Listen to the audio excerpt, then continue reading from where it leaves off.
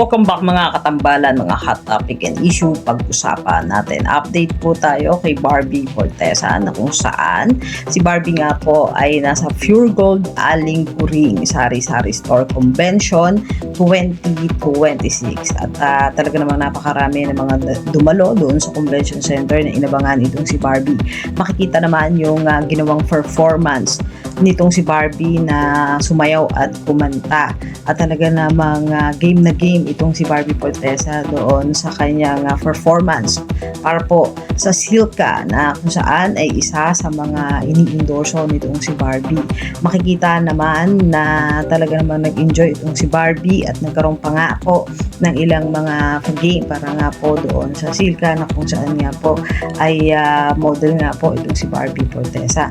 At bukod nga po doon ay makikita naman yung ilang mga photo at ganap nitong si Barbie bago pa man ang pagpunta nga po doon sa convention center.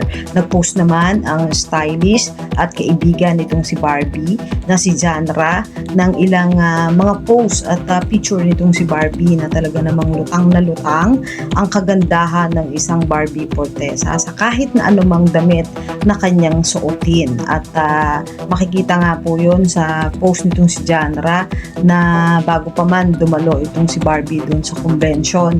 At talaga namang makikita yung mga aura na photo nitong si Barbie na napakaganda, lalo na nga nung nag-perform siya doon sa stage at talaga man naghiyawan yung mga nag-aabang kay Barbie doon sa convention. Mga update natin ngayon kay Barbie, kayo mga katambalan, ano masasabi niyo? Comment lang sa comment section, pag-usapan natin.